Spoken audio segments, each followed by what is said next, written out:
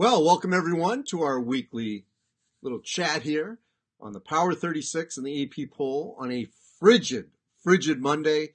I'm sure that's the case wherever you are in the Northeast, the Midwest, maybe not in the South, maybe not your normal temperatures, but crazy temperatures here on this Martin Luther King Day. All right, so let us look here at the Power 36 and the AP poll, and I want to take some questions, give you a little housekeeping items for you. Well, let's start with that first. On the March Madness 365 podcast, got an interview with Will Wade, the LSU coach, kind of an SEC lean in this podcast. Will Wade, who has taken the Tigers sort of under the radar to number 14 in my poll, number 25 in the AP poll. They are undefeated in the SEC, knocking off Ole Miss and South Carolina this past week.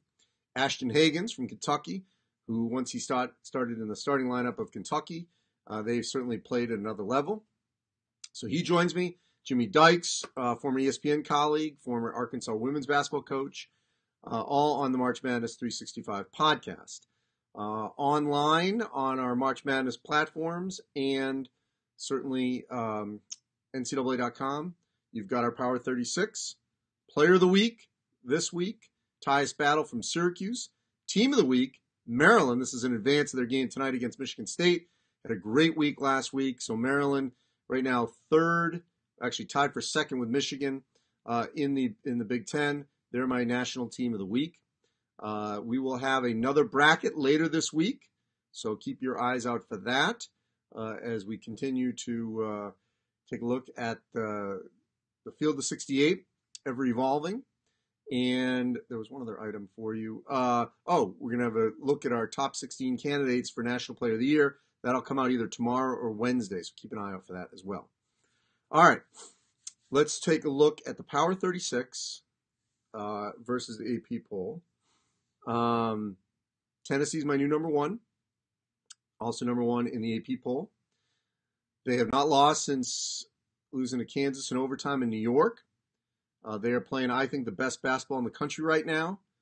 A lot of people have been peeling back resumes and all that. Keep in mind, and I will continue to hammer this, and this is also a segue to the Kansas point here, because I dropped Kansas to 15. Kansas was at 9 in the AP poll. They lost to West Virginia. This is not a normal Bob Huggins West Virginia team. Right now, this is the worst team in the Big 12. I know it was on the road, but they lost to them. They don't have Udoka Azubuike. That's it. It's done. He's not coming back this season. I still think they're probably going to win the Big 12. But in terms, the Power 36 is me recognizing teams that are playing well right now. In terms of their seeding, yes, because I already got heard back. I've already heard from the Kansas fans. Seeding, win over Villanova, Marquette, Michigan State, Tennessee. That's why they're still a 2 seed. Okay, so that's not going to change in the short term. We'll see what happens the rest of the Big 12. But those wins aren't going away. So that's why Kansas dropped. Duke winning against Virginia without Trey Jones, I think, is significant. That's why I put them at 2. Moving them up from 4 for me, even though they lost to Syracuse. That's how much I valued that game against Virginia. Michigan State, I saw them in person Thursday again against Nebraska. Great road win. Already won at Ohio State and Nebraska. So that, I thought, was just another example of how strong this team is, because they're winning games without Joshua Langford. So that's significant. Virginia and Gonzaga, you can put them in any order. AP has them reversed. I have them 4-5. You could flip it and say, look, Virginia should have won the game without Trey Jones on the other side and did not. I know it was on the road. They won there last year, though. Gonzaga's looking like the team we all thought they would look like. They are full strength right now. So I have Michigan State higher than AP. AP have them at 6 behind Michigan. I challenge you to watch Michigan State and tell me right now they're not playing better than Michigan. I think they are. That's why I have Michigan behind Michigan State. Nevada's been solid. I don't know if they'll lose again after losing New Mexico. I moved Kentucky up. We're equal AP 8. They're playing very well right now, winning at Auburn. I got Maryland at 9 because of the week they had. Maryland at 13 in AP. Then, Houston, Villanova, Marquette, sort of all in different ranges here. I will point to in the back part of the top 25, glad they got LSU in. I have LSU higher at 14. I also have I'm looking here. Purdue, after their week, winning at Wisconsin. I've got Washington. They have not cracked AP yet. And I've got Kansas State at number 25. They're playing great right now with Dean Wade back. They're now finally the team we thought we would see in the preseason, but no Dean Wade for a chunk of the season. That had them sliding back. Back part of my 36, those last 11 spots of note, I'm recognizing St. Louis, undefeated in the A10. They were the preseason pick. I had Davidson. They're playing them later this week. Murray State, undefeated in the OVC. San Francisco, only lost late to Gonzaga. And Hofstra. I think it's up to 14 in a row right now for Hofstra out of the Colonial. So keep an eye on Joe Mihalik's crew. The Pride of Long Island right there. Giving them some love at number 36. All right, let's take some questions. I know there'll be plenty of them. Chris West, UVA has destroyed 2 of the top 10 teams.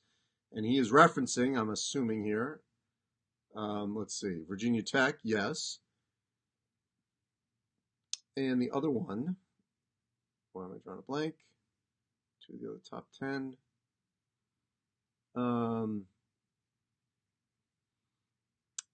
Who was their other great win in the top 10? I don't see that. All right, moving on.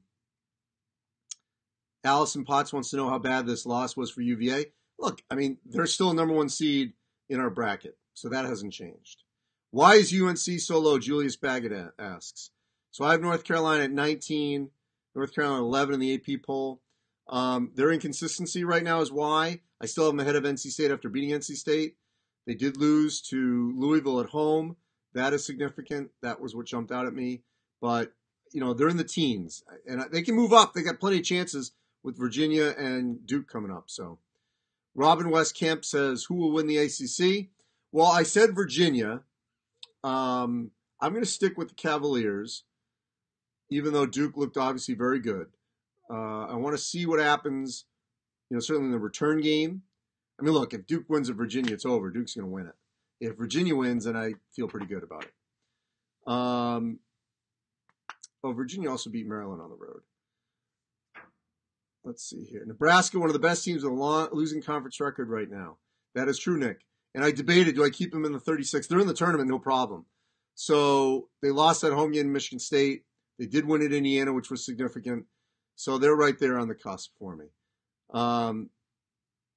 Someone I flew by. If Maryland beats Michigan State, are they in the top 5? Well, they certainly would jump up in sort of that 6 range. So that's for sure.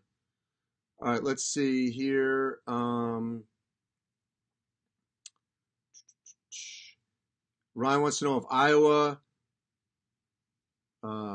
can Iowa be a top 5 seed if they keep winning? Yes, not 5 in the country, but top 5 seed. Yeah, that's all doable. Ben wants to know what's the next best Pac-12 team after Washington? How far to the 36 are they? Well, I had Arizona in there last week. They've got 1 loss in the Pac-12. Ultimately, I think it will be Arizona or Arizona State. I'm not dismissing UCLA. They did split that road trip to the Oregon schools, so I'm not totally dismissing them yet. My thoughts, Ryan, on Iowa, I've seen them in person. I'm going to see them again against Indiana. Very high on the Hawkeyes.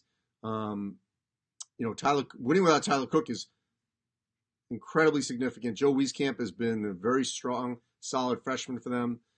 You know, they got over the hump with the road wins, especially at Northwestern. That showed a lot of grit for them. So this team is different than a year ago. Let's see. Joseph Doyle, does Duke cut the nets? They can. Am I picking them now? No. I had Gonzaga after I originally picked Kentucky. So it's a fluid situation. I would say that a healthy Michigan State has a great shot. Love their makeup. I would say that essentially the top 8 teams in my Power 36, I think, have all a legitimate shot to win the national championship. So that's where I would stop right now at the 8 at Kentucky. Jason says, how do I see Wisconsin down the stretch, assuming they stay healthy? It's always a big assumption with Wisconsin. I would say for the Badgers, it's been playing a full 40, which they didn't do in those three straight losses. They did against Michigan. They hit big shots, timely shots. I mean, Nate Reavers had 2 threes to either tie or go ahead against Maryland. Didn't make them. So they've been in those games right down to the wire. So they're very close to flipping it to where they're more consistent. Joe McBride, why does everyone hate Syracuse? I have Syracuse at 27 after beating Duke and Pitt, and they weren't in the AP poll, so I don't know how close they were there. Brad says, I don't know if they have the depth to cut it. He's talking about Duke, and I agree with you. The backup point guard situation is of concern long term. Connor says, who's going to win National Player of the Year? Well, this week, check out our top 16 candidates. Kept it at a Sweet 16 at this juncture. Who's the favorite right now? Whoa, it's hard to say. I mean, Williamson, Barrett, Grant Williams, and Schofield, Marcus Howard, all Cassius Winston, all could lay claim to having a legitimate shot at it at this juncture. Does Murray State get in a large bid? Leonard Alvarez asks if they don't win the OVC. It's interesting. They don't have the resume for one right now, but let's say they run the table in the OVC and lose in the title game to Belmont. I'm going to give you that scenario. In that scenario, I think it'd be a tough call. I really do. Because the difference with a lot of these teams as I was putting this bracket together in the back 8 or so is so thin that there's so many different arguments you could make for one over the other that I think that'd be pretty. I would make a strong case for them to get in if that were the case. Bobby wants to know, why does Michigan stay in the top 5? Well, I had them at 6. It was a 3-point game with 50 seconds left on the road. I don't have a problem with that. If Kentucky beats Tennessee, are they a number 1 seed, asks Drew. They're the number 1 team in the SEC. I don't think they're a number 1 seed based on their resume. They have the win over Carolina. They got a win over Louisville. So you need those 2 schools to keep winning. But beating Tennessee would put them solidly on the 2 line. And it really all depends what happens above them. Can they get to a 1? Sure, they can get to 1. I would say they're more likely destinations at 2 at this point, but a lot of basketball to be played. Billy McFarland wants to know, how far can I see Maryland getting there? I think they got Sweet 16 potential, no question. Is Phil Booth Player of the Year, Anthony wants to know. Not nationally. In the Big East, he'll definitely be a first-teamer. Is he a candidate? Sure. Drew Frazier, watch out for Buffalo. Well, I got Buffalo at 16, 15 in AP. Pretty consistent. They're going to win the MAC. They're going to get in. They're going, if they don't win the tournament, they are a potential Sweet 16 team without question. Can Louisville finish 4th, asks George Herberg in the ACC. Of course they can. You've got Duke, Carolina, and Virginia. Well, really, Duke, Virginia, I think will be 1, 2 in some order. Carolina, and then it's wide open. Could be Louisville, could be NC State, could be Syracuse. A lot of different teams that certainly could fit there. Let's see. What's the best seed do I think Nebraska can get to, asks Jamie McCoy. I would say Nebraska can get to as high as a 6 maybe, but they got a lot of work to do to get that. Appreciate you saying, Brad, that the comments scroll very quickly, because they do. I'm trying to catch the names here as they fly up my side here for those that have done something like this. Let's see here. Refresh that. Modern technology here. Do I favor Cuse to finish stronger than last season, asked Liam. Well, in the regular season, I do. They're not going to be on the fence. Regular season, they will get in without sweat. But will they be a Sweet 16 team? I don't know. But they will finish the regular season much better than they did a year ago when they were sweating it toward the end and we're in the first four. They're not going to be in the first four. I definitely don't see that happening. All right, let's see. Ian thinks Mississippi State's going to be Kentucky. Maybe. Nate asks about how I feel about the Tennessee. Well, I said at the top, I think Tennessee's the best team right now. So they totally deserve being number one. Who's my final four? Well, it certainly fluctuates, Bobby. Right now, I would say my final four, I had Michigan in there. Now I'm leading Michigan State. So I would go Michigan State, Tennessee, Gonzaga for sure. And I know I'm crazy here, but I've had Virginia over Duke. So I'm going to stick with that for now, if that's okay. Tennessee, Michigan State, Gonzaga, Virginia. That's today, January 21st. I'm sure it will change. Jason says, is Cassius Winston National Player of the Year? He's right there. Keeps us up, gets Michigan State a Big Ten title. He's going to be right there to win it. I'm telling you. Do not dismiss that. And Aaron wants to know, why did the Spartans move up? Well, they moved up in mine. I have them at 3. I don't understand the AP on that one. Can Michigan and Michigan State both get number 1 seeds, Taylor says. I do think they can. They're going to need some help, though. They're going to need Tennessee to drop. I think Duke and Virginia are going to be right there, 1-1, 1-8, 1-2. So they would need Tennessee to drop down and open up a spot to where you could have Duke, Virginia, Michigan, Michigan State. And Michigan State obviously have to maybe split each other, and maybe Michigan State doesn't lose, loses one more.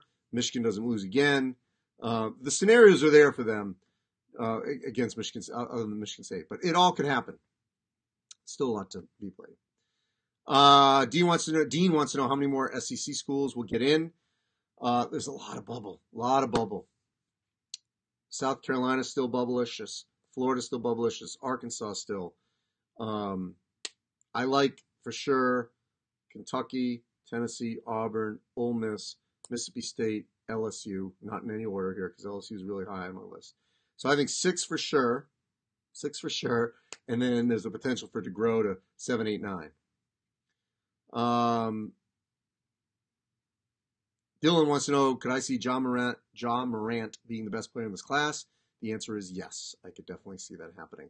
But I will go Zion Williamson and R.J. Barrett, 1, 2, and John Morant, 3, in terms of maybe the top 3 players in this draft. But he could eventually, yes, of course. All right, one more, and I appreciate this. Nate, is Rick Barnes Coach of the Year material or candidate? Of course he is. There is no question he is a Coach of the Year. It's interesting. There's going to be a lot of votes for actually Kermit Davis for SEC Coach of the Year. And here's a crazy thought. If Ole Miss keeps winning, you could have a scenario where Kermit Davis wins SEC Coach of the Year and Rick Barnes wins National Coach of the Year. That could happen. I believe that. It definitely could happen. All right. I appreciate all the questions, digesting all our information. We've got more to come to you throughout the course of this week. We really appreciate you coming to our March Madness social media handles. We feel that we are the destination for college basketball. So make sure that you come back often on all our social media platforms. Visit our website, ncaa.com. And there's going to be more to come over the couple of weeks, a couple of months, as we get closer and closer to Selection Sunday. We got a lot of good things planned for March. Thanks for watching, as always, and check out all our content on ncaa.com and March Madness on Twitter and Facebook.